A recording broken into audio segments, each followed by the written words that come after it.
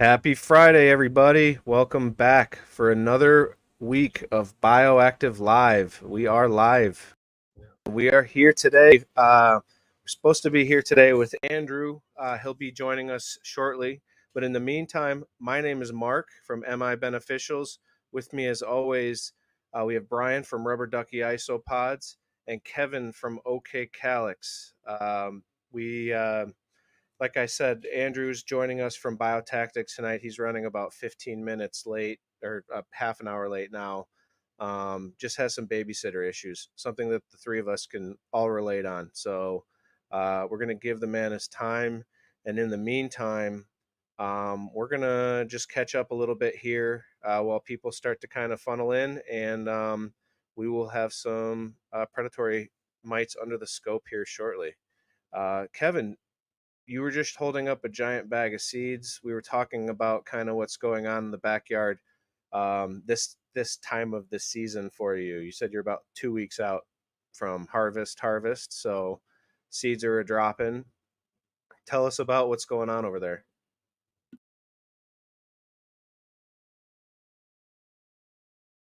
You're muted. Got some here that are bagged up. These came from it came from Seattle Chronic Seed. It's a root beer, and it's got crossed to Cherry on a Grande, a male Cherry on a Grande that I used this year. So these are all freebies. You order stuff, I load you up with genetics there, and I let you know that these haven't been tested, but I promise you, at some point I'll grow them out. These are all just the strains that I grow in my backyard. All these were grown for hashers. The peach pistol has been used, was a 5% washer, and it was crossed to everybody out there. Everybody was crossed with the peach pistols, and I grew them out outside this summer, and then they got hit with Cherry on a Grande that I know is fantastic. So yeah, man, I got so many so many seeds on these plants. Like Kev, the Cherry on a Grande male was in about week 4 when the other plants went into week 1. So he was just clouding up. There was one morning I was looking outside out the window, and I saw smoke go across our back fence, and I was like, something is on fire. I don't know what, but there was definitely smoke, and I saw another puff, and it ended up being pollen off of that male Cherry on a Grande. Little wind it just was dumping. So they're covered with seeds, which is fantastic because these are all really good genetics, and they're all going in as gifts, giveaways, because there's so many, y'all. I mean, there's so many. It's like in this bag here is that in the thousands, and it's off of my plants that are still growing. Nothing's cut down. how long are you letting your seeds dry before you put them in a baggie? Aaron Woodley wants to know. Yeah, they'll set out for 4 or 5, 7 days, kind of depending on the weather. If it's warm, that oil will dry up pretty quick. It What's the definitely has. telltale? You feel it, and if it's not sticky anymore? Yeah, you can kind of touch the seed and it doesn't stick to you so much. They're sticky. Like a lot of times that the oil is thick on them. I will even get a little bit of my dry compost and kind of just rub it in the compost, and that kind of helps dry it off. But yeah, if you put your seeds in wet, if there's moisture in the seeds, I have seen my own vials of seeds mold, and it happens, and I didn't know that. That's just a a learning experience. That, yeah, it's a good question. You have to let those seeds dry out. They'll have a wet shine to them, and it's just the wet oils all over that thing, and they'll dry out. But once they dry out, I package them up and they're ready to go. you know so That's the mold I think that Kevin's talking about when he said he's seen them. Right. yep. I went straight to the bag about 15 degrees. Crazy what happened. Yeah, it's just moisture, bacteria, fungi, all in there. Got kind of hot, wet. I have pint jars under each one of my plants, and it has holes in the lid, and it's labeled what the plant is. But I'm opening it up and picking seeds off and gathering the seeds up that have fallen, putting them in there. And I have to get it out of the sun because there'll be so much moisture gathered up in that jar that it'll actually condensate and be wet and drippy and collect at the bottom of the jar. And that's the same thing that happens in that little plastic vial. It's just capturing all of that humidity that's still on those seeds, especially if it's got that little shell, the little bract covering. That's definitely got lots of moisture in it. So get them all cleaned off, dried off. Like I said, man, you can rub them in dry dirt, because what's going to happen, guys? They're going to fall down into the dirt. That's what there's. And you know, even watching Jeff Lowenfeld, he was talking a while back on a podcast, just talking about how to replicate nature, those seeds need to go through basically an inoculation of bacteria that's in the soil, because that's what naturally would happen to them. They have bacteria on them already, but there's a soil bacteria that's going to go into them and going to be a part of this whole thing, because they're going to be in the soil. The plant itself is going to be in the soil. And so rubbing it in some compost, some dry dirt, it helps. It helps a lot. Like if you want to, you know, send some to somebody for testing and you want to get them there quick, get them dried off. That's one way to do it. Brian had a kind of switching gears here a little bit, but Brian had a big event this past weekend. It was you got to catch me up on exactly what it was again, the name of it, and how'd it go for you, brother?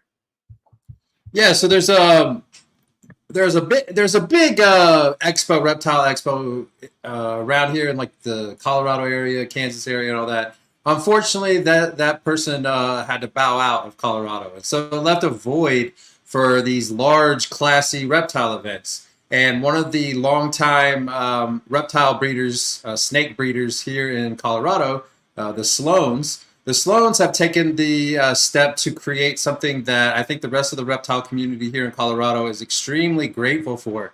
It's called the All-American Reptile and Plant Expo. It's probably the most well-funded expo, and it's only been done 2 times now. It's the best organized one that I've seen of that scale. And they respect the fact when people like put time and effort into their booths. So I was telling these boys that obviously my family is a small brand. It's just my wife and I.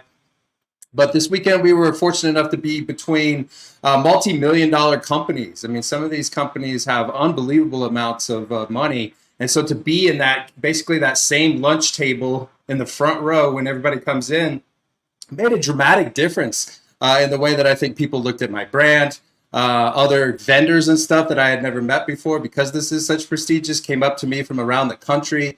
I didn't realize that so many people knew about our little brand. And so that's what I wanted to kind of get across. I was just kind of telling these boys behind the scenes, though, is these small time events and expos and stuff, you know, we used to crush them for cannabis. And I made a little name for myself, I guess, with that. But I never really found any real monetary gains. And so for people like Kevin, for people like Mark that have a skill set, especially if you have a seed skill set or a concentrate skill set, there is something to being able to still go to these, even the smaller cannabis expos. So I was just kind of telling them I'm using the same playbook that I used in cannabis, where I would go introduce myself, try to find the right people, try to let them know that I'm an educator. I'm into public speaking and all that kind of stuff. So I'm also probably going to be able to speak in April. So if I'm able to kind of ride this wave a little bit, I just wanted to share with others that there's a lot of opportunity. There's a lot of expos that are popping up. I know there's even a large one in my hometown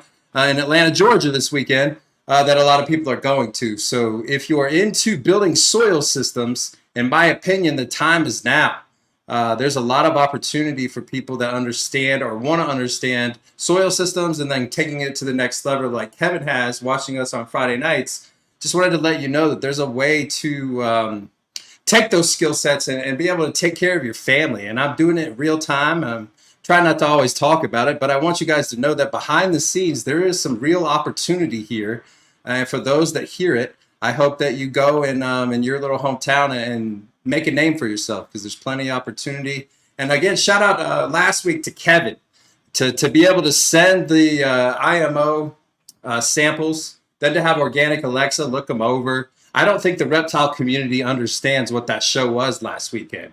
I was talking to a few people that actually even watched it Saturday morning, and they really had no idea what we were doing. They said it looked cool, but they really had no idea what was going on. And so that's why I think in the reptile space, there's so much opportunity for cannabis nerds, soil nerds, is because the information that we take for granted, the things that we just happen to know over these last few years, decades, wherever you're at, most people that are building soil systems that have problem with fungus gnats and IPM and all the things that come with building a soil system, that is now in the baby stages in the reptile space.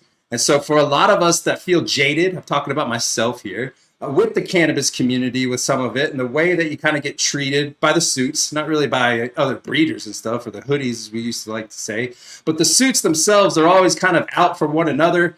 They see us as basically like backup quarterbacks. They can rotate you in and out. If you're able to win one year, great. If for whatever reason you're making too much money the second year and everything's going, you're gone. And so that's really hard for a lot of us that have families and that kind of stuff. And maybe potentially, I thought at probably 3-4 months that I was going to move to Oklahoma before COVID. So there's a lot of this kind of stuff that we have skill sets. And I feel like a lot of us are frustrated and feel pigeonholed because of the way that the cannabis space is kind of just the way that it's done. And you always need partners. I mean, you never have enough money. Where in the reptile space and some of the microgreen space, some of these other spaces, you can be self-funded. You can learn a lot of the stuff from Mark and Kevin, be in your own little area and make a little bit of money for yourself. And then if you continue on that, in my opinion, you'll be able to eventually pay your car note or eventually get to where, your business is covering your mortgage. And so I think that's a game changer for a lot of people out there. And they think that it's something that's not attainable. And probably 3 years ago, I would have said that. It seemed like that.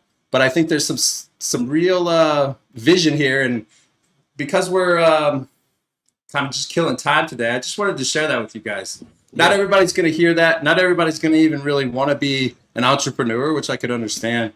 But there's real opportunity. I think it's just a couple of years. Same thing with Living Soil. So that was my little soapbox thing, is that there's opportunity for people like us, the hoodies, the almost like the outliers, if you will. Some of us are the downtrodden, the black sheep of the families. There's real opportunity for us. And I wanted to share that because not a lot of us, especially in these last few years, have been able to find monetary success with cannabis. I know I see more and more people talk about having to shut down the doors or going down to a skeleton crew or choosing not to grow commercially and kind of going back into the gray market. That's tough. And I think a lot of people are maybe regretting putting all their eggs into the cannabis basket. Yeah, so that's kind of a good point. It's the reason why I love talking to people like Andrew, who will be on here in hopefully a few minutes. And the reason why I have no qualms or quarrels with carrying his products is because he's a hoodie. He's not. I mean, he puts on a nice shirt. He's got a great business. He's willing to travel to see people, growers go, and it's he deals with not just cannabis growers, but fruit growers on the West Coast, nut growers, as we talked about. He's dealing with different avenues. So I guess one point would be not pigeonholing yourself always on the cannabis thing, right? So if the concept of selling shovels to the miners, right? Like not pigeonholing yourself on mining necessarily, but thinking broader, and having a product that can go across more than just one industry will always help you, especially when there's ebbs and flows in that industry. So just kind of real quick, Andrew this past week was gracious enough. Yesterday, he overnighted the three of us boxes of predatory mites. He sent 10,000 Californicus, 10,000 Fallacis, and a couple of sachets. And they came in two different types of presentation. There's a vial, or like a bulk application, as I would call it. And it's going to be, I don't have them with me, but Kevin's got them right there. If you put them right against your chest, yep, there you go. So it's like a shaker jar. That is one of the ways that these predators are available. They come on a bedding of vermiculite, and it can be applied as opposed to a sachet, which is basically a bag filled with vermiculite, and it's got the predators trapped in there so that you can just simply hang it on a leaf, stick a leaf in there, they'll crawl all over and go crazy. You kind of have to centrally locate that sachet. When you go with that vial, which is really cool, you can apply it where there's hot spots. You can apply it generally around the area if you need to. To me, that is the way to go, and we'll get more into it with Andrew. Kind of the whys you would go with a sachet, why you would go with a vial. But I thought Hey, that was Mark, super. Yeah. I watched a video today. This dude was out in his garden with these big old marijuana plants, and he was doing this, and it was you. So yeah, Mark has got a really good video up on the YouTube channel, In My Beneficials YouTube channel, and he goes through and shows you how to hang, where to hang, and then actually this was very beneficial. How he uses this 2 paper plates, a spray bottle. He's going to teach you how to shake this on, how to maximize it using the paper plate method he does. It was good because I have no idea. When I got these, I was like, oh, I'm going to shake them in my soil because I thought they were normal mites. I have no idea. I'm not the mite guy. That's what Mark is. And he's like, no, there's a different way to do it. So he put a video up to show you guys how to do it. And it definitely helped me. I had no idea. And you know what's messed up is in the early days, the companies would have said, yeah, put them in the soil. So you would have been wasting your money, man. I thought there was so much misinformation from those bigger brands. That's why Andrew just crushed it. What was it, a couple weeks, 2-3 weeks ago when he was on? Because he was giving real information. And we've always kind of joked that that's the don't pay attention to the man behind the curtain. They don't want you to know what's behind there. The Wizard of Oz figured it out. Some of those bigger brands, and you guys should really support Andrew because he's not the suits, as we were saying beforehand. There's suits in every industry, man. There's hoodies in every industry, and I hope that more people in the cannabis space, the reptile space, that are hoodies are looking out for each other because there's so much opportunity. I think we, like I said at the beginning, I think we missed that as a group in cannabis. We had a lot of infighting and stuff, so that's why I'm saying this might be another opportunity for those folks. And I saw Andrew just popped on. He did, and he's also a father, so that's why he's running late right now, is because he had issues with a babysitter for people that are just logging on. It's not like he's just leaving us waiting for him. He ran into some issues at home getting the babysitter. So while he's getting set up, I just kind of a quick recap on 2 weeks ago or 3 weeks ago when we had him on last. This is kind of a part 2 to predatory mites, specifically the Californicus, the Fallacis, and the Occidentalis. Sorry, I want to say those wrong every single time. And last time we had Andrew on, we were talking about the difference between the expensive, or like the top dollar, if you will, predatory mites and the economy predatory mites. And for people who have ever researched this before, you know that difference between the top dollar, the good ones, is between a $10 swing and a $1 swing, from the good ones to the bad ones. So there's a huge monetary difference.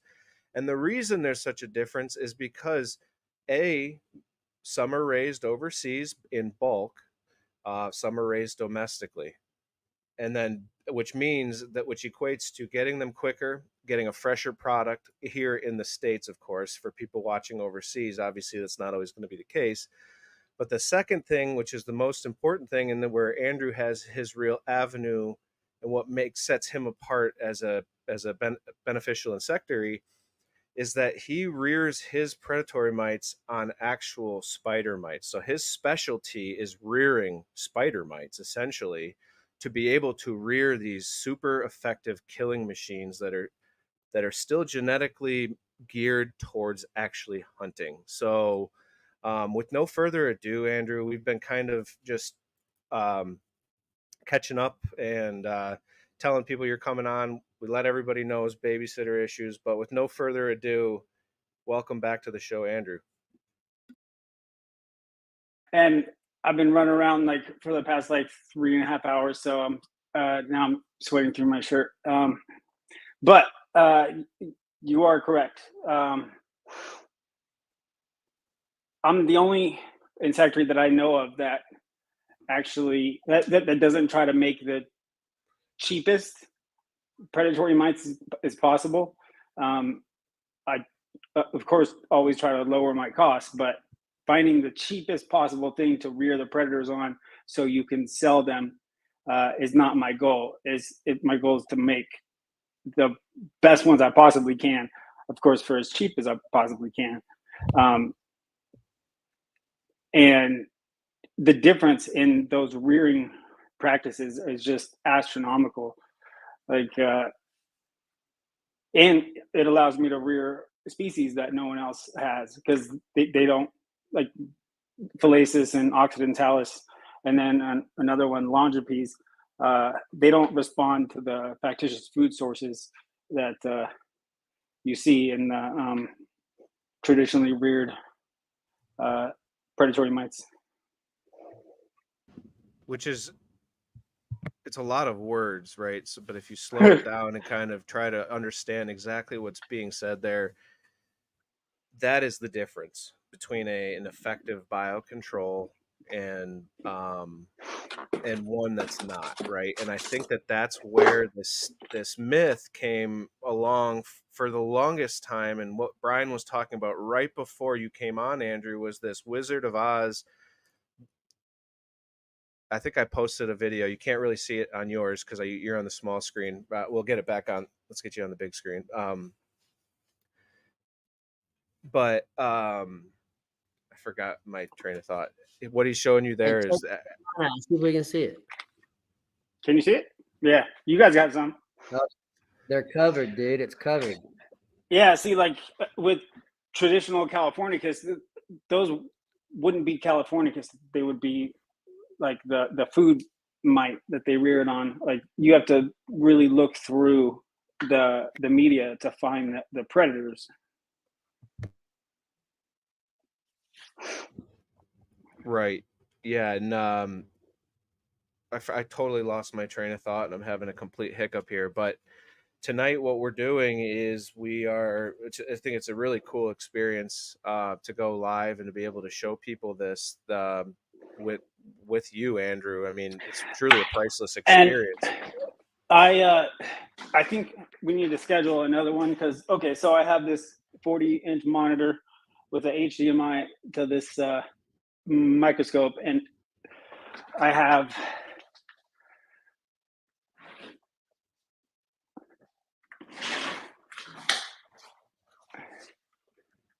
lima bean plants with millions of spider mites on them, and I was going to pull them off and put it under the microscope, but this one, it's not feeling like it's working. So I wonder if I pull my dino light up real quick. If you guys want to just talk, I can pull my dino light up and see if I can get that on with some of those Californicus you sent. Although I don't know how to get them to stay still under that light, but we can certainly chase them around. Yeah, that's what I would do. If you want them to stay still, you can put them in the freezer for like 2 minutes. That'll slow them down. Yeah, man, we showed you your vials that you sent and the sachets that you sent. Yeah. There we go. So I sent up and they're crawling all over the place. Some of like the hand loops, and then an X-Acto knife. Yeah. This is for poking a hole in the biopacks, so they can crawl out. I'm the only one that sends sealed sachets. All the other ones, they come with the hole already in them. And healthy predatory mites, you shouldn't be able to ship them across the world, even overnight within the U.S. with a hole in them. They would have empty bags. Yeah, before you came on, we were kind of talking about that, like the kind of the shadier practices with some of those bigger companies back in the day, and a lot of us would have equated it to like a sleazy, like used car salesman, where it was like almost like whatever question you had, they had the answer for, but they truly didn't have the answer for. They were kind of just telling you to buy more, buy more, buy more. And we were talking about how you were guiding the audience a couple of weeks ago with this kind of stuff, so we appreciate that. Yeah, and man, everything's gone wrong today in preparation for this. So I really apologize for my scatterbrainness and the fact that I don't have anything working.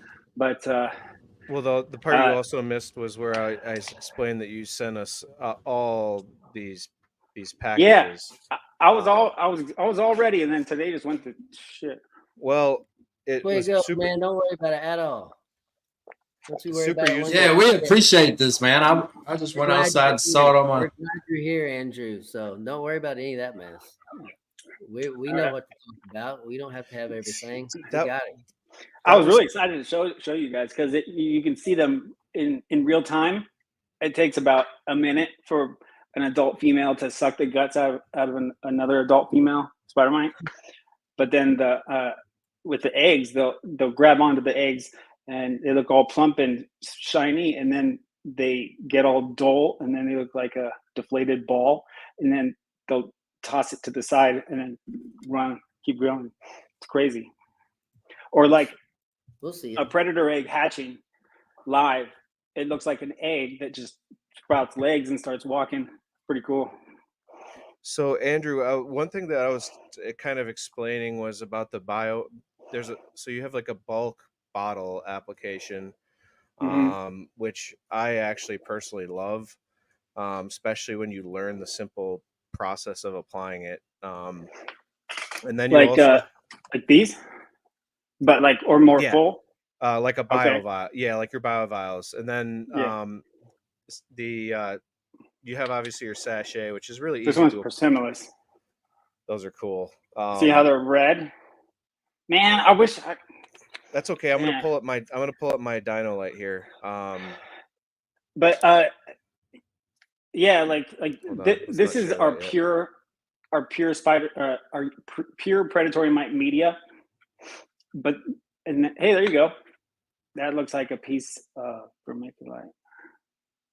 It's going to take me a second to dial in like an actual angle we can catch one on, because they're so small and they're so fast. Okay. And they're also. I see them. Well, we should be able to see them as soon as they're in view.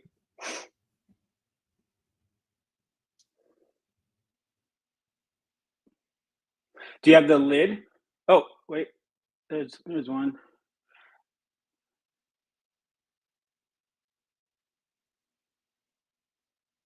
There's one right there. What I've noticed is that they're super light sensitive. And like there's a ton of them on this tray, but they're scattered as soon as I get that light on there. Yep. Yeah, it's the heat from the light. Is that what it is? I don't know how to get it. Hold on. Let me get my phone.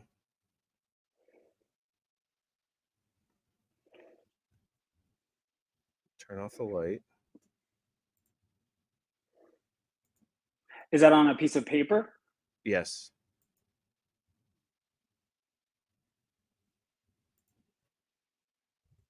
All right, this might be better. Let me get some more out of here. The other thing is that I applied a lot of these in the garden. Yeah. If you saw on the YouTube, I posted like an 8-minute how-to video on these. Oh. On applying. Yeah, you sent that to me, but I have to log in because there you go. There's one because there's a age requirement thing. They're fast.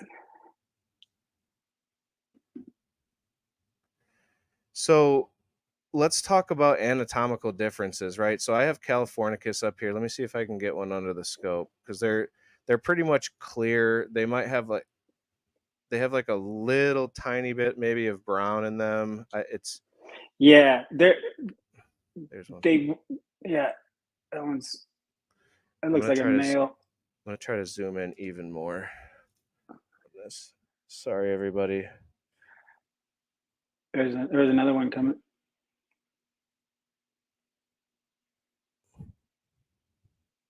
That looks like a female. Just from the size. Ooh, yeah, there's two of them. So talk about that. One of them had like they're like a beige see-through color, and then they have like it looks like spots on the inside, and pretty sure that's a male. And then the other one was a female. And you're telling that based off the size? Based off the shape. Okay. Like that. Yeah. the shape of a male is more like a longboard surfboard, and then a female is more like a teardrop. They're probably Because all running. she's the one that lays all the eggs. Gotcha. So Oh, there's one. Yeah, they're so fast. That's a female. You can understand, and what's happening is they're fleeing towards. I have them in like a little petri dish. They're fleeing towards the edges where I can't even get it. They're probably along the edges.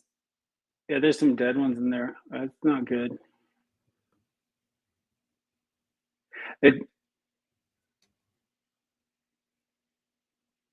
There's a bunch of hatched eggs there too.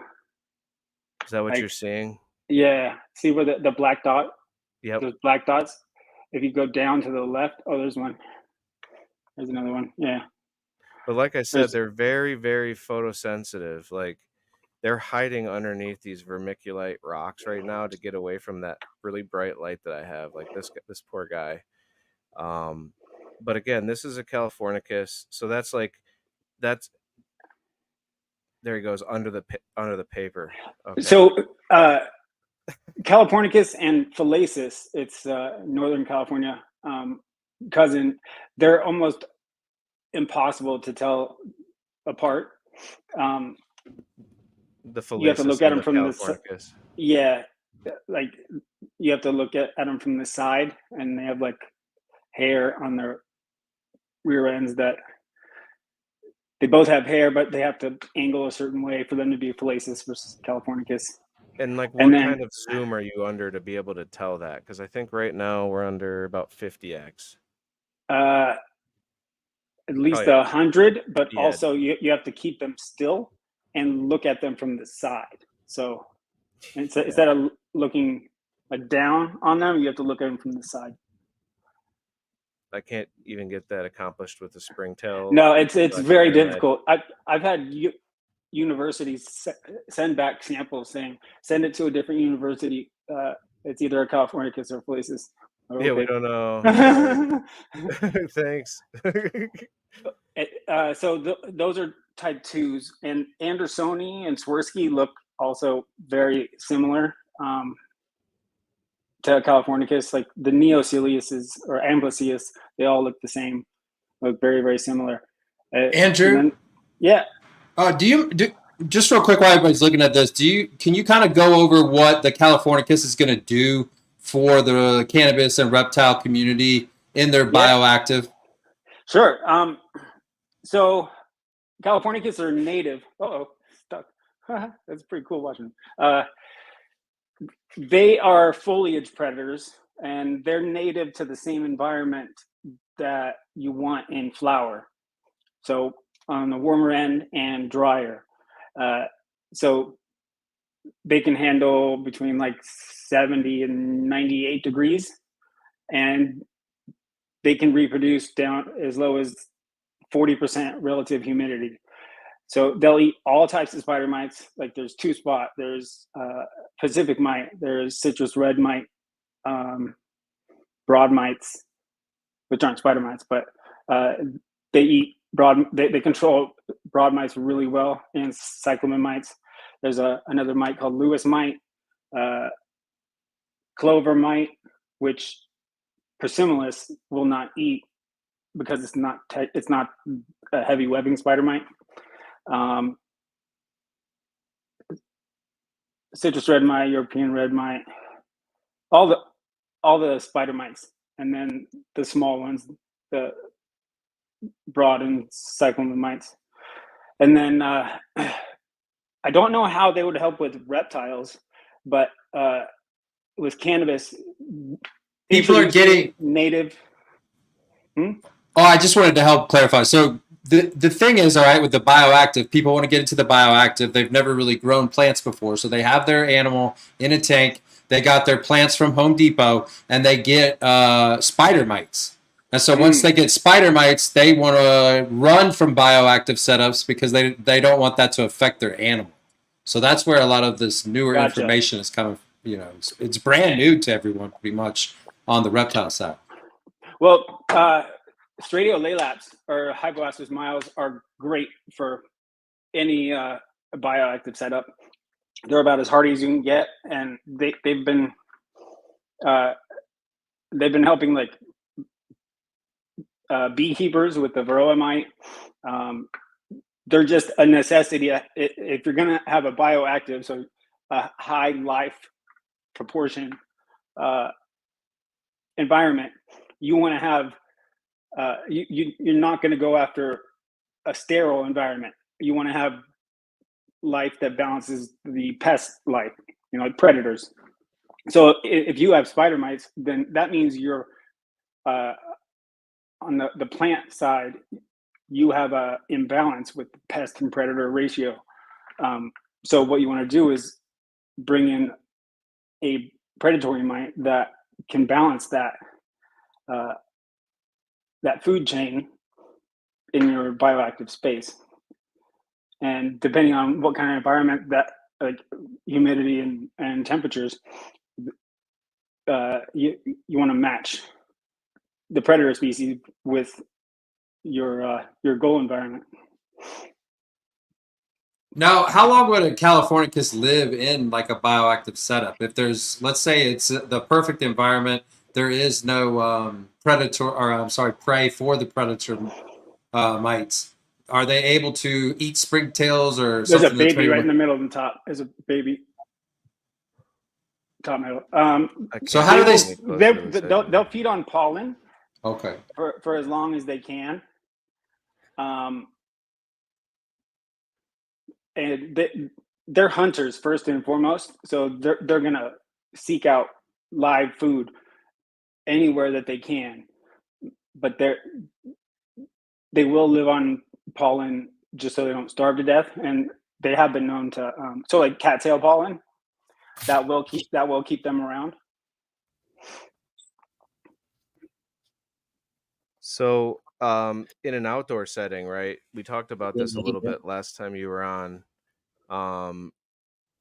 The in proper climates, proper settings, proper environment. Let's take this off for a second. I'm just getting really distracted. All right. Super cool to see those under the scope. So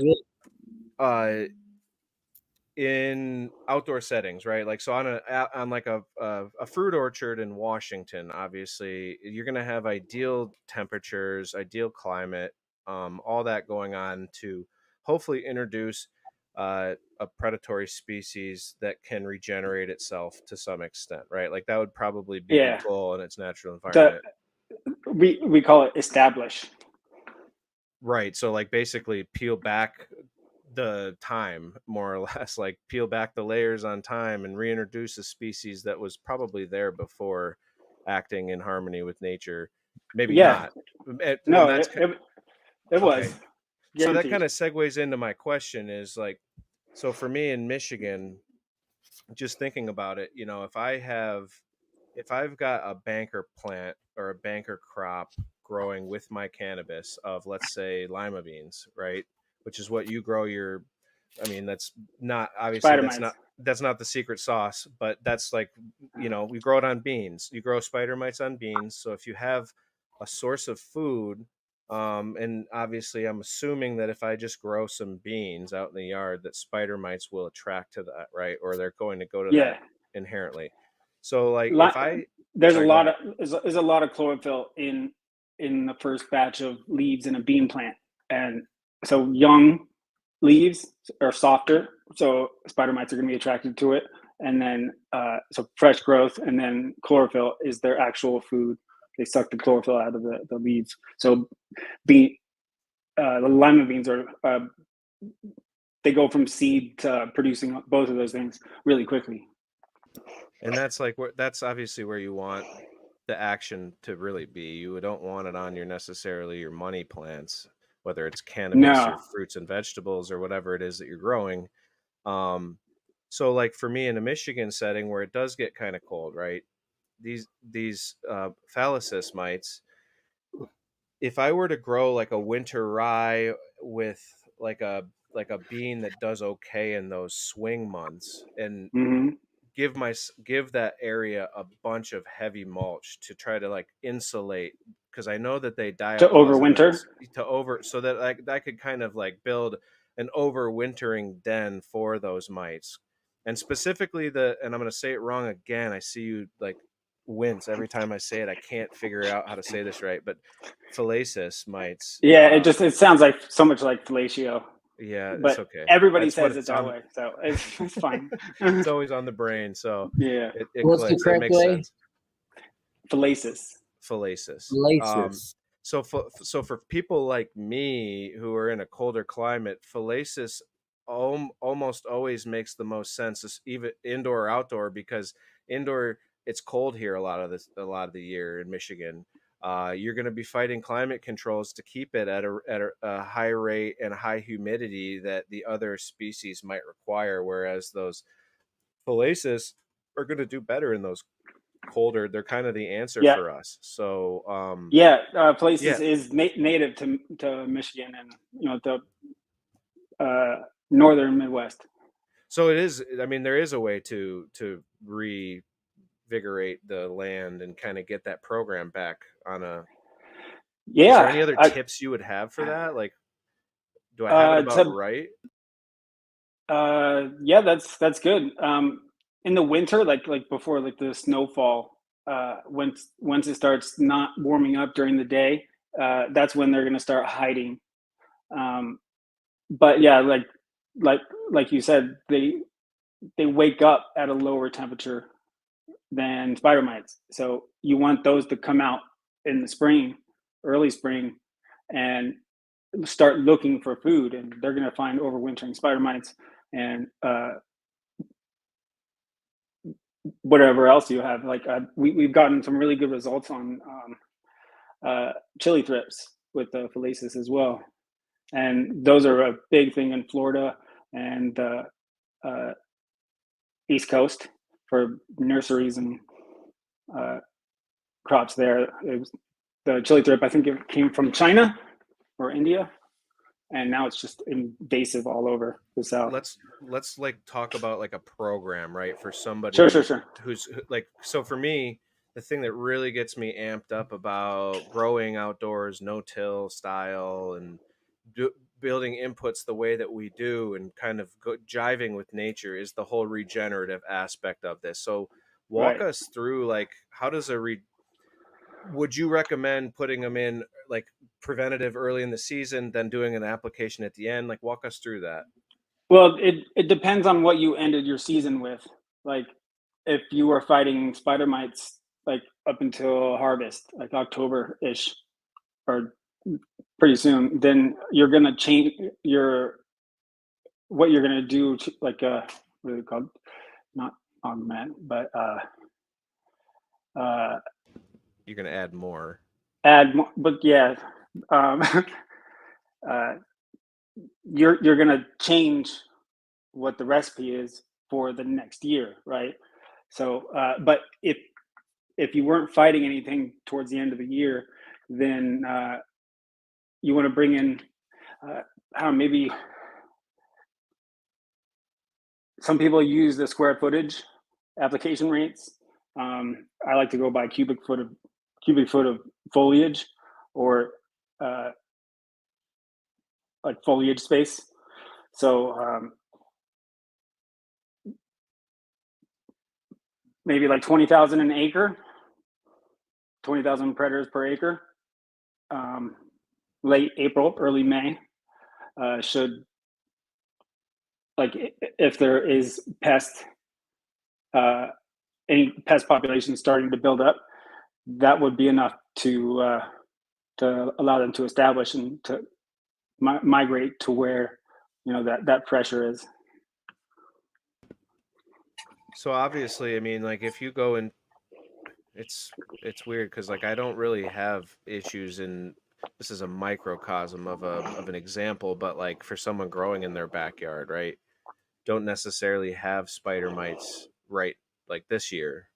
I think last year I had some. This year didn't really have any. I don't know if it was environmental factors or just doing everything right in the soil or whatever it is.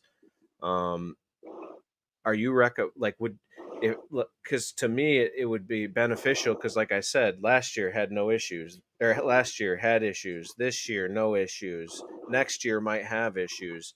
If I don't have any issues, right, I haven't put anything on preventatively, is there any, like, is there benefit to putting them on those plants late season as like kind of a prevent to get ready, or is it essential like to get ready for next year so that they can go into diapause, or is it absolutely essential for them to have that pest food to get going on? Seems like that's kind of the denominator there. Um, that's a good question. I think, yeah, like if you've gone through this whole season without any pest pressure, I would just keep doing what you're doing, and then you don't know what's going to happen over the winter. Are are you around any other ag?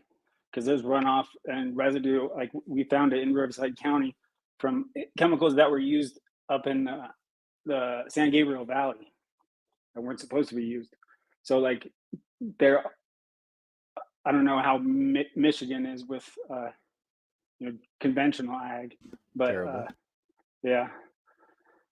Is it? You guys have a lot of corn up there, or is it soy?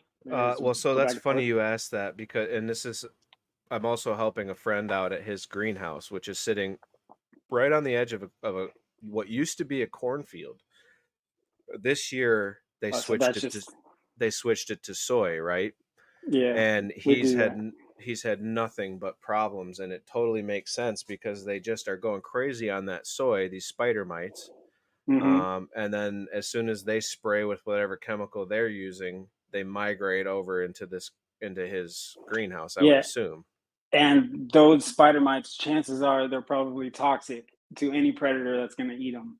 Because with corn and soy and like the main like big crops in the U.S., all those have been they've watered in neonics, and what that does is make the entire plant uh, toxic to insects, but not spider mites. Um, but it is toxic to predators. So what they do is uh, the spider mites suck in the poison tissue and then condense it and accumulate it into their eggs, and then so each generation gets more and more and more toxic. Starting from the soil, basically. Yeah, it's in the water, so it comes in through the roots, and then yeah, and So so you have poisonous spider mites that are deadly to anything you try and throw at them, and chances are uh, they've been hit with every type of miticide you can think of, so they're like MRSA, but they're bugs. resilient as hell. Yeah, And resistant. Hey, this so is what, I sorry, go ahead, Kev. Yeah, jump in here, please. have a question just for clarification. Again, I'm not a Mite guy. I don't know this well, so I'm going to ask a very simple question. When we look at Huh? the Fallacis, the Fallacis and the Yeah, no, Californicus, that's good. You got it. so, right? Are we looking at a spider mite, a springtail, a mite? What type of insect or bug are we They're looking at mites. specifically? A They're mite, mites. They're predatory mites. Yeah. So they're predatory mite. mites. They're closer to uh like I hate these, but they're closer to a tick than like a thrip biologically. Um, Mites are their own thing. Like they're not insects. They're not uh like there's insects and then there's like bugs and beetles, like this actual bug subtype, and they're none of those. They're mite eating mite. So how many legs do they have? The mites we're Uh, they looking at. start they start with 6 and then they end with 8, Okay. And there and then are they don't have eyes. You will see like antennas that kind of go out front, that kind of go like this. Um, those are external noses that they use to sense pheromones that gets released when a spider mite is attacking a plant, and then you see their legs walking. and they are specific. These are specific to feeding on spider mites? This is like what they want to eat, but they That's their might eat. favorite, but they eat lots of different things. Okay. So like you said, they're just predators. They just start attacking what is there. But what else would they be eating on? Aphids, things like that. No, not aphids, but we have gotten some really good results recently against thrips, chili thrips, Western flower thrips, avocado thrips, probably some other ones, but there are very small differences between like a Western flower thrip and avocado thrip. And chili thrips are their own thing. They come from a different part of the world, and they're invasive. And so, do these predatory mites that we're discussing, do they mainly live on vegetation or under vegetation, as opposed in the soil or close to the roots, or where's their typically? There are species that live in the soil. Generally, the top 1 or 2 inches of soil, like Stradiolaelaps or Hypoastis monohouse is one of those. I don't really know of any other soil-based ones, but the ones that I raise, trademark Benamite, using our unique rearing system. Those ones they live on the foliage, and they go after things that eat the foliage. And that goes back to what we were talking about with the way that they're raised, right? Because you have these you have these mites that are raised basically on a vermiculite bed, but they're fed very slow grain mites, mold mites, like Oribidid mite style, and a lot of the people on here are probably exposed to those terms, those types of mites. And if you is that how you say it? Oribitid? Oribitid, yeah, Oribitid, Oribitid, yeah, that's how I say it. Latin's I've not read my that a lot. I've never heard it. Latin is not my specialty. I just love these bugs, but they're great for decomposing things in the soil, right? Like grain mites specifically are the white bulbous ones. Yeah. If you look at them, you haven't seen them before, you go, are these eggs? Are like, what are they? And if you look really close with a really trained eye, you can actually see them move a little bit. So that's the only way you can tell that they're actually a mite. And if you look at a spider mite, spider mites move a little bit differently than that. They're a little bit more agile. They move a lot quicker than hundreds of times faster. So when you're talking about a predatory mite being raised eating something like a grain mite, just consider the fact that this practice has been going on for probably decades at this point, as long as biocontrols has been around, or as long as they've figured out that process. And it's basically hardwiring their DNA to work slow. So I think, maybe they might be able to make it in the soil a little bit longer or a little bit better than the predatory mites that are foliage bound, but at the same time, they're not going to be effective for what you need them for, because they're going to eat the decomposers in your soil.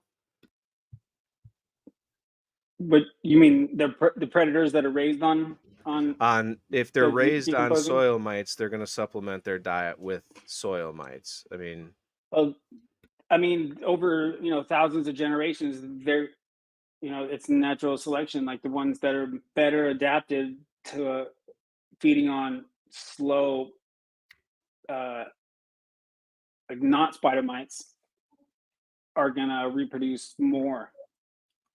So, and the features that those predatory mite populations have or will develop are not conducive with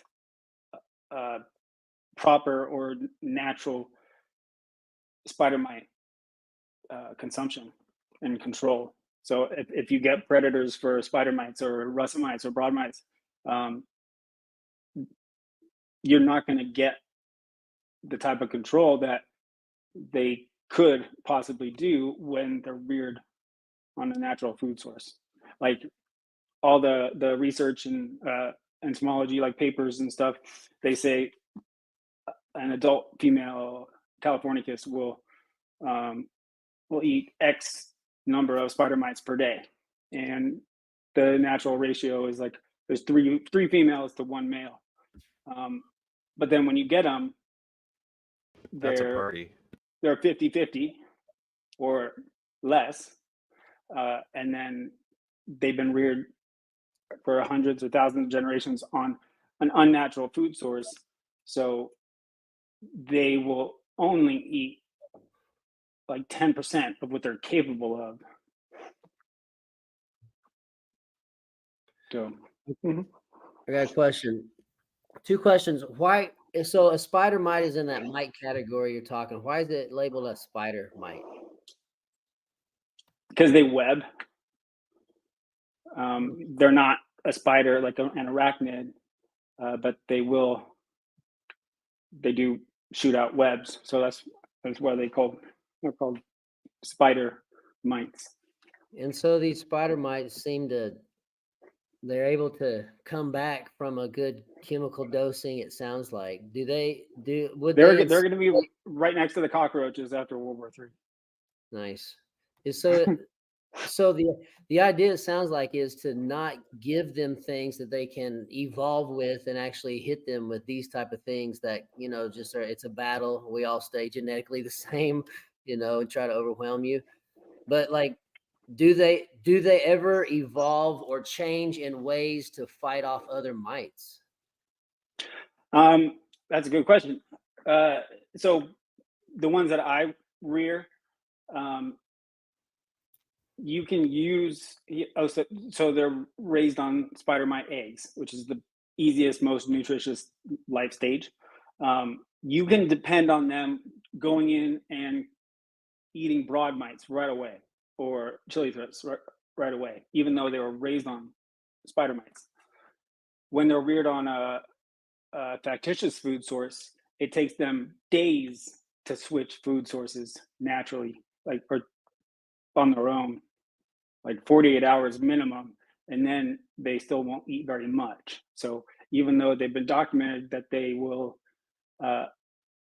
feed on broad mites or whatever, you can't really depend on them going in and doing what you want them to do or what you bought them to do.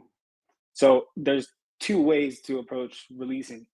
One is to preventative release, is to balance your predator prey ratio so you don't get an infestation, or if you're fighting an infestation, then you want to treat. So here's a good question for you.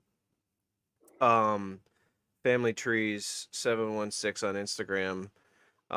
He wants to know, will these Fallacis mites bring in other spider mites with them? I mean, so I don't know if you remember, but last time I asked you this question, because you're rearing them on spider mite eggs, is there a concern that they're actually bringing spider mites in with them? Is, I think, would be the question. No, I mean, I've never had that. I've never had anyone tell me that that they have spider mites now. The way that we rear, what? I mean, they're going to eat it. It's a food source. If it's any spider eggs around, I would assume. We make sure that there's no eggs left before we even put them. The day before we put them in the bottles. So the 24 hours after there's no food left, we have some ways to find out if there's food left or not. So then they get hungry, and then the next day they get they haven't gone all Donner Party yet, because they will. They're hungry, and then the next day they arrive at where they're going, so they're really hungry, but they haven't started to eat each other yet. So that's when you want to release them out on the plants, because they're not malnourished, starved, they're just hungry. And we use Pacific spider mite to rear our predators. I've never had anyone tell me that they have Pacific spider mites. Well, and like you kind of explained last time, right? you're talking like some of these vials that Andrew sells are 25,000 mites, right?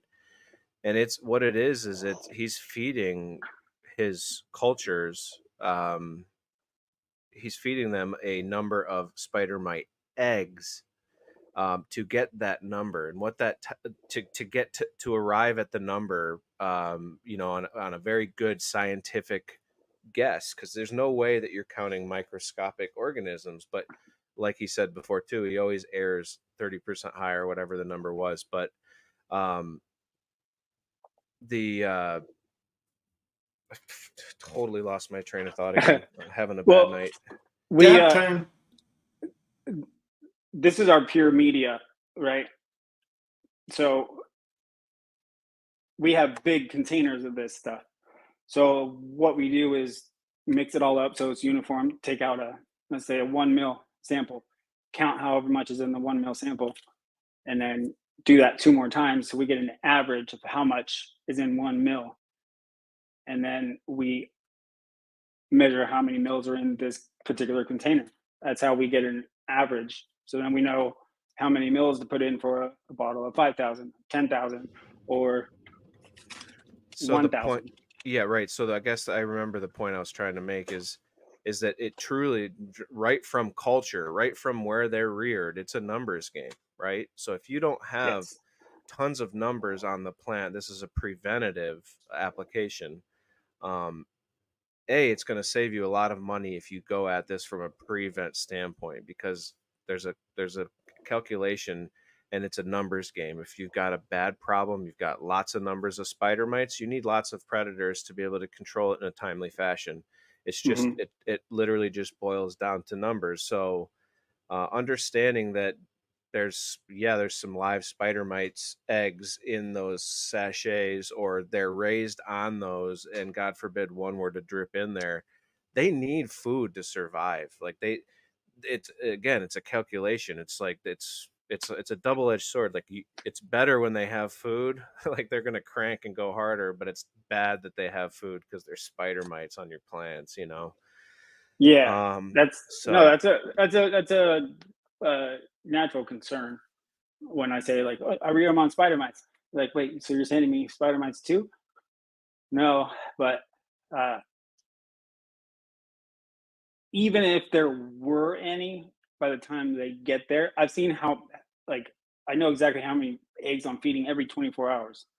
So I know how much food that they eat. So even if there's a tiny fraction of what is left inside a bottle of 5,000 of them, guarantee it's not going to be enough uh, to feed the population that's in that bottle. So like these are kind of like their own like rearing containers, if you want to think about it like that. and it's like I kind of I'd be lying if I said that I didn't have a few people reach out to me and say, "Hey man, there was actually a fungus gnat in your fungus gnat eliminator," right?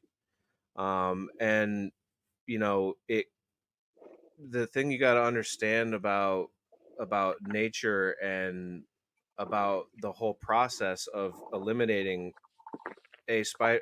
It's different than spider mites, but with fungus gnats, they're resilient, just like spider mites. They're going to be the first thing to build a resilience to anything else you throw at them, right? But B, they are they seem to always be present, or present very minimally in like a healthy soil, right? Like they'll go away for the most part, but you'll see like one flutter out once in a while. And the way that I think of that is like, oh sweet, that's food for the system. Like that's the Yeah, gold food for them. So it's they're just, fungus gnats, right? So they feed on fungus. Is that yeah, they feed on breaking down organic decompose? matter. Yeah, which is So fungus. I if you mean, don't yes, have any fungus. food for them, like that means your soil's not healthy, and you're not trying to make a clean room in the dirt. What you're doing is bringing in more life. So you want to allow that life to establish and to reproduce and live. So, like, trying to get rid of spider mites or russet mites, broad mites, whatever, or fungus gnats, what you're going for in like a bioactive scenario is no loss and maximum yield. So if you have a little bit of a pest, but you have natural predators that can control them, and the plant can still do its thing, or whatever, do its thing, then you're doing it right. You just got to keep allowing that little ecosystem to thrive. It's exactly like we always talk about aphids outside on your outdoor plants.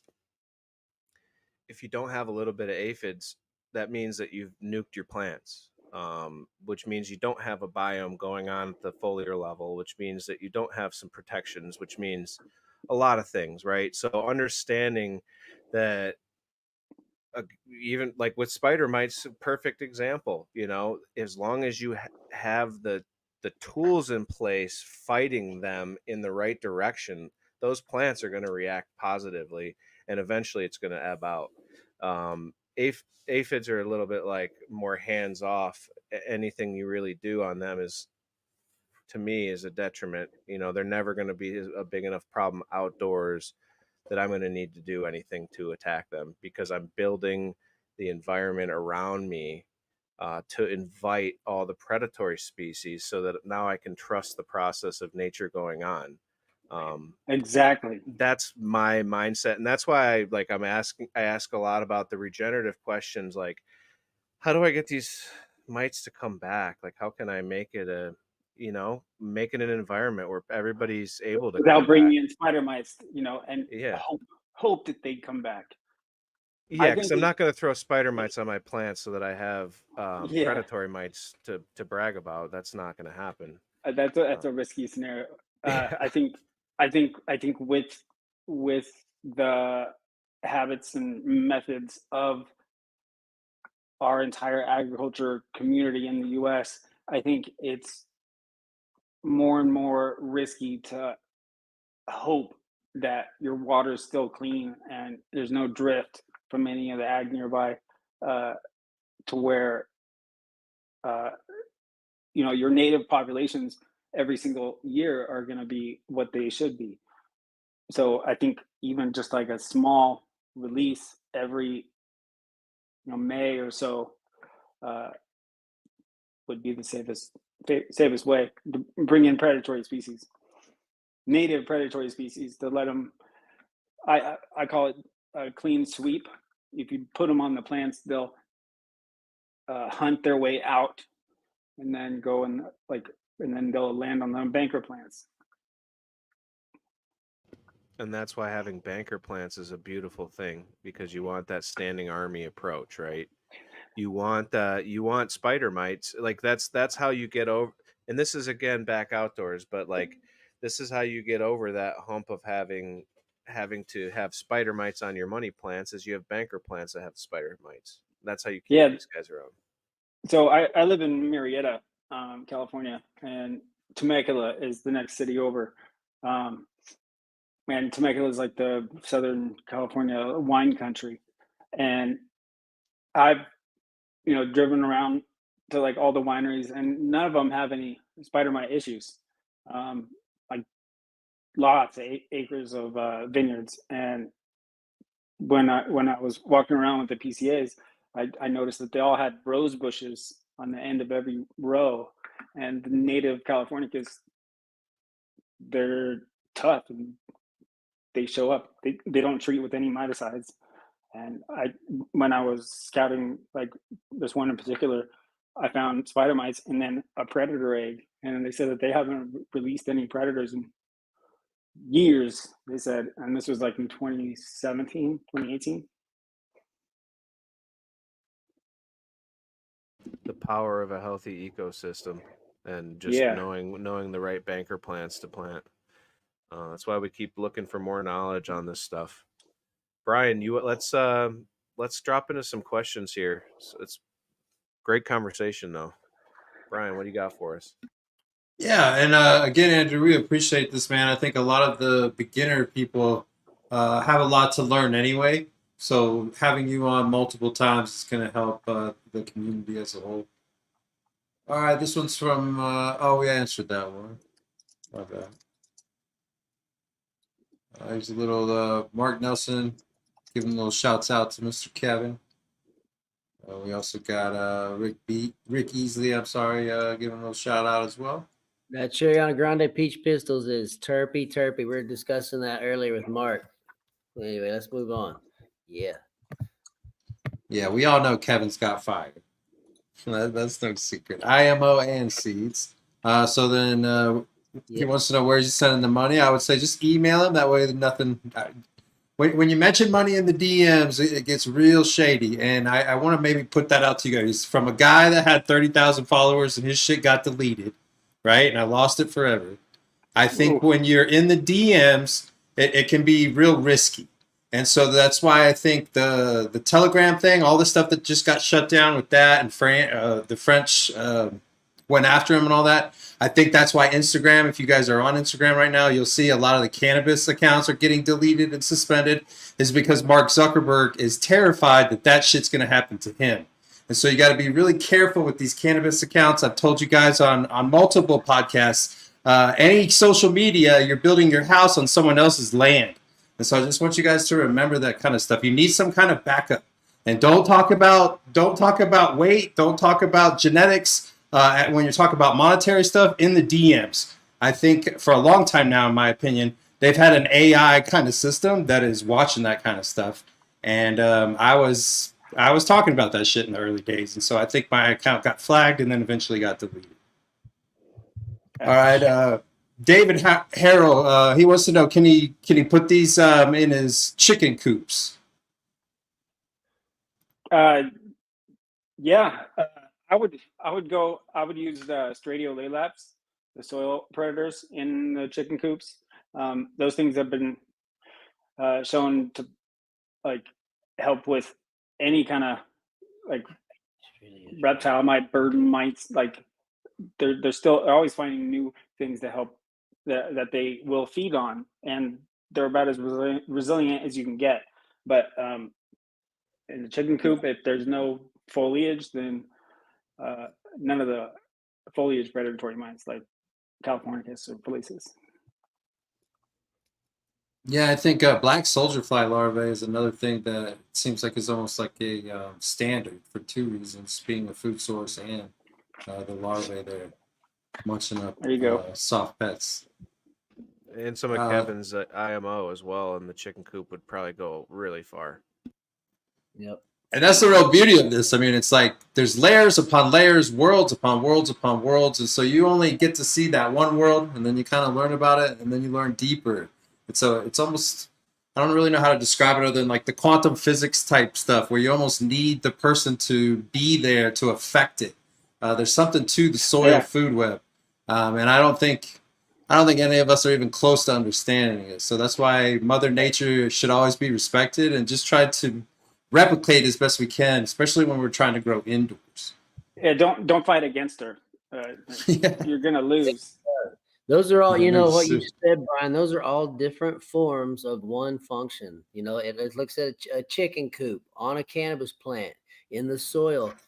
The Mother Nature is doing what she does. It's different applications, but it's the same function, man. It's these, like today what we're talking about, these mites going in, balancing the system out, looking for food, you know, and it's the same thing happening in the chicken coop and in the soil and on the leaves. So like you said, don't fight Mother Nature, go with it. She's going to do what she does automatically, no matter what.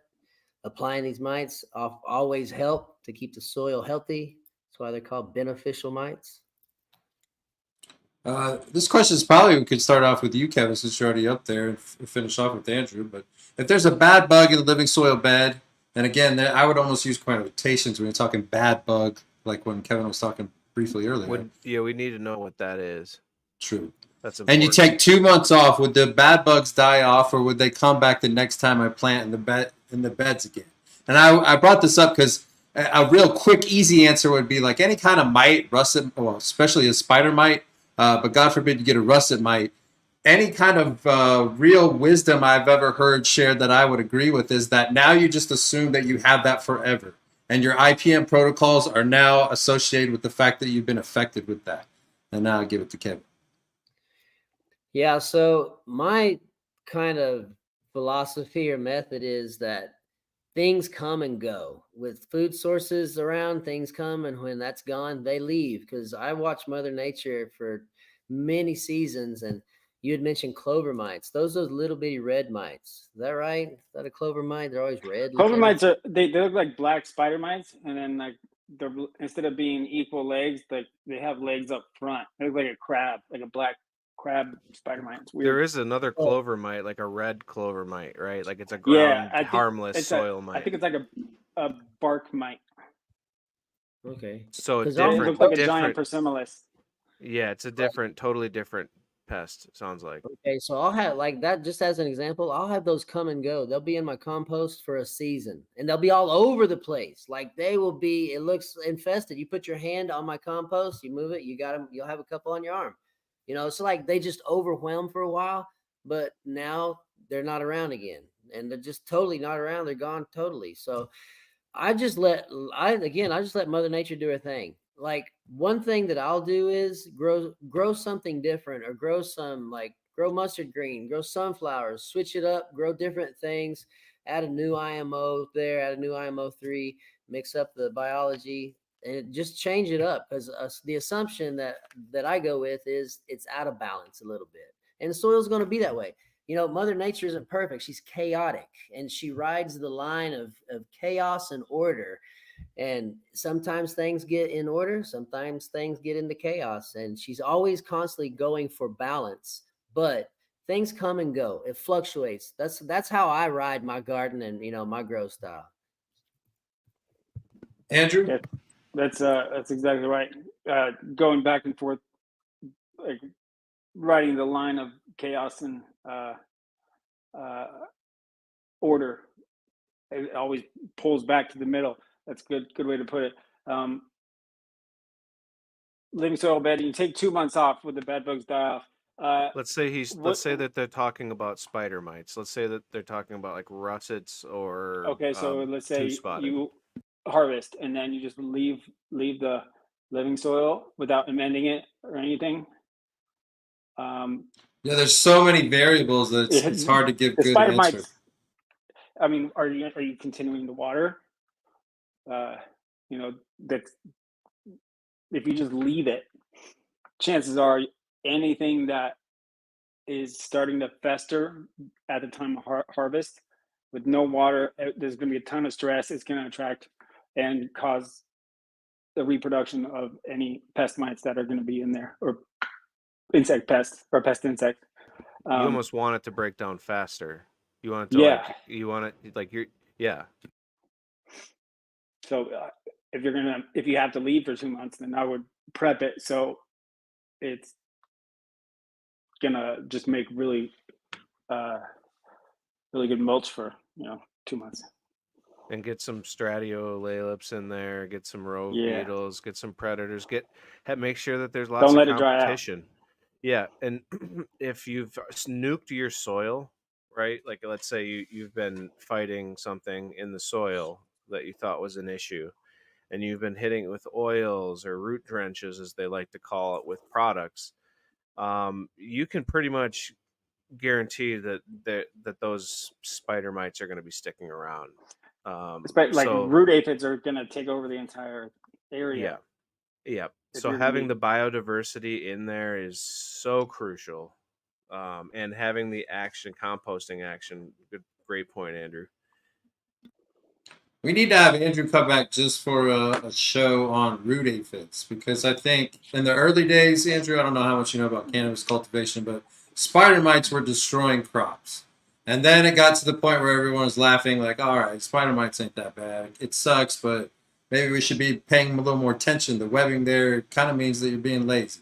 So then all of a sudden, it's like all these deficiencies were popping up. Well, then the growers find out, oh, that's not deficiencies, that's russet mites. Oh, how do we defeat this? You know, you could lose a lot of plants that way. It's like 2017.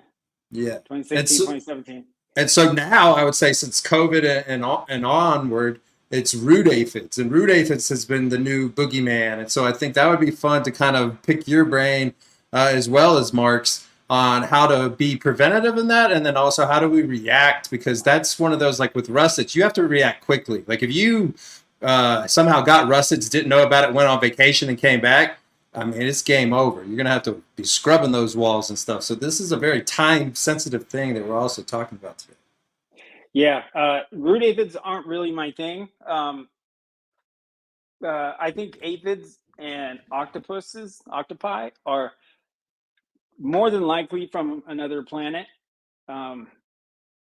Aphids, they can reproduce sexually or asexually. They can switch genders. They can go back and forth between life stages. There's like 8 or 9 of them. They can grow wings when they feel like it. They're very, very tough to combat, especially like root aphids, because you can't see them either. I didn't know any of that. Yeah, they're crazy. And then that is wild. Yeah, they're Why really, would they really need tough to grow fight. wings? Why would they need to grow wings? If they're To too move. crowded in one like a rock wool cube, then they can spread. Isn't that kind of the same thing with a rove beetle, Mark? Is like when they need to, they can just fly away. They have the wings, and they only fly when they are like agitated, or again, I think that they would move just like Andrew said. If they're out of a food source and they're trying to get to a new food source, they'll just jump plant to plant like that. They don't fly unless they're looking for like somewhere else to go. If they're like overcrowded, or like that's if you hit your like that's why I think the biodiversity packs that we offer with like 50 to 100 rove beetles, as opposed to buying a pack of 1,000 rove beetles and throwing it into a bed, is that 1,000 rove beetles in one bed is an inappropriate amount of one species of soil organisms. So they're going to end up butting heads. They're going to have not enough room to expand based on, if we're talking about beds, and thousands of rove beetles. So then you end up with tons and tons of rove beetles. And then you get the complaints about, well, rove beetles suck because they're getting stuck in my buds. And it's Yeah. because you want to kind of, it's a little different than, in my opinion, it's the same, but it's different than the predator mite approach, right? You almost want to inoculate the soil at a rate where they can work their way into the volume, as opposed to like hitting it extremely hard. And if you inoculate and then do other means of control for things like fungus gnats, like just blowing air across the top, backing off of watering just a little bit, things like that, not raking off the top layer of soil like some people are like instinctually wanting to do. It's more about just like building a catalyst in the system where you dry out that top layer, you make it hard for shit to fly, and you make everybody battle right in that top 1 inch of that rhizosphere. And that seems to really be the trick with the soil stuff. So yeah, that's my long rant on rove beetles. But next question. Oh, and also poop. People always ask me about like rove beetles suck because they get stuck in my buds. Or like, what about beneficial bug poop? Do they poop on the buds? Am I smoking bug poop? Chances are you are smoking bug poop, but not a predator bug poop. Spider mite poop is huge. It's better than smoking dead bodies. Yeah. Oh, I mean, depends how long you've been in this, because you probably smoked Eagle 20 for most of your early career. So I'd rather be smoking bugs over Eagle 20. Yeah, and predator poop, they don't have very much poop. They put most of their consumption into egg production. Spider mites lay eggs, but their poops are bigger than their eggs. They're black. I have some. I was gonna show you. So I guess I'm gonna have to come back for episode 3. Hell yeah. We're definitely doing that. Just like two more questions here, Andrew. Occidentalis. Anything else with that, or that's a one and Nope. done? Okay. Nope. And the release rates are a little higher. Occidentalis are smaller. They're about half the size of the other predators. We can't see it, unfortunately. It's just I'm too trying small. to see the focus. But yeah, they're about half the size. So he's showing with confidence, so you know they're there. Yeah, they're there. They're definitely there. They're I half applied the a size, bunch and today. then spider mites, like actually, I just happen to have this here. They're all over. That's a Fallacis attacking a spider mite.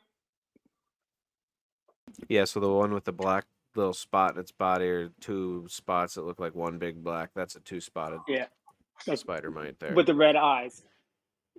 Yep, and then the little red dotted one, that's the Fallacis. See those little maggot-looking things? That's a oxy eating a russet mite. Okay, totally different. Totally different. See how much smaller they are? Yeah. The russet mites? Wow, little bitty. Compared to the size of the predator, it's amazing that those predators even eat the two-spotted, because they look They're like almost visually the same size. Two-spotted look just bigger when you have a bad problem on the bottom of a leaf. They look huge. Yeah. I put the gold bar up real quick, just because I want people to understand that in the early days, the tried and true advice for russet mites was the Swarovski with the Californicus. And people are spending, and myself included, a ton of money on this. And so that's why I even asked, is it a one and done there? Because that's the way that a lot of this misinformation, this bro science stuff that we've always tried to get ourselves away from, bro science costs you money. And so that's why we love having experts like Andrew come on the show, is that it's a huge shortcut and money and time saver to not waste money on things that aren't going to actually work. You have to understand your pest and then move from there. The generalist and stuff is a preventive move, not a reactive move. Generalist, like a type 3. Swarovski is a type 3. Swarovski does not eat russet mites, and neither does Californicus. Andersoni is the only other predator that will feed on russets, but nothing like what we've seen with the Occidentalis. They can actually reproduce and establish on just russet mites, and I'm the only one in the world that rears it. So I'm working on getting a study going with either one of the UCs or University of Florida's. I got two of them going on right now. One in Davis and one in Wimauma, Florida, for chili thrips and places. Yeah, earlier you were rattling off those thrips. I didn't realize that there's like avocado thrips, chili thrips. Like, I didn't know there were avocado thrips until this season, and we did a combination of Fallacis and Californicus, and then on like 70 acres, and then they did Swarovski and either, I think, pirate bugs or rove beetles. Swarovski and one of those two, and then for on avocado trees versus Californicus in places. Last real quick. Yeah, oh, I'm sorry, I didn't. Trichomes. There's little hairs. If you look at tomato leaves really close up, there's big hairs, and the spider mites can't get to the fleshy part of the leaf, so they can suck the chlorophyll out, because it's covered in like tiny needles. That's why there's tomato russet mites. They're really small, and they can fit in between the trichomes. Did the Occidentalis work on those as well? Yes. And for my world, because I know more people are going to ask me, and I haven't personally messed around with this stuff, but I appreciate you sending everything so that we can. is there any chance that any of these predatory mites could eat my fancy isopods? They're called the man cave, the babies. No, isopods are they like bigger than like a thumbnail or fingernail? Well, when they're born, they're about there's almost microscopic, and then they're kind of like the size of a springtail, and then they kind of then get to size. Oh, Well, okay. stratiolaelips don't affect them, just for reference. If stradios won't, then the ones I sent you won't. Which is those hypoaspis miles, as you would call them back in the day, Brian. Well, shit, back in the day it was H miles because nobody even knew what the fuck a hypiosis was. So it was just. But again, man, Andrew, I really appreciate you telling the people that love to watch the show on Friday nights what it really takes to make things happen. Because sadly, I probably spent thousands of dollars thinking the Swarovski Californicus, and I was patting myself on the back and our little team. Oh, we know everything, and we couldn't realize we were using even T's back then and stuff. You were being lied to. The entire industry's been lied to, and that's why I don't feel bad. Like, talking up my species over every other insectary, because I see like what they've been doing to farmers and getting poor results, and the farmer is like, I'm the president and owner of the company. The farmer is my boss. I don't have any other boss besides my wife and kid, but that's what I think we all work for the same. I hate seeing people making biocontrol look bad just so they can put a little bit of money in their pocket short term. It also makes the industry, it makes the sale harder for you as well, because there's a lot of people out there that have tried these things and they've written them off essentially because they've been getting sold snake oil. Exactly. Yeah. So it's kind of that's why I'm on this show. That's why I've been shouting from the rooftop as much as I can. Like, if you haven't tried ours yet, then you haven't really seen what they can do. And I'm the one that answers the phone. I answer the Instagram DMs. It's my job, my life. So good, brother. I think we all do that. And then I want to just give it real quick again. You gave another gold bar, Andrew, about the rose bush. I think that's another thing in life. The little old ladies in the high-end garden centers have always kind of talked about the rose bush. There's magic to it beyond just that ladies love roses, except my wife. But most women love roses. So there's kind of a twofer there if you're really into plants growing those rose bushes. That's from Mr. Rick Easley. I also wanted to highlight Kevin.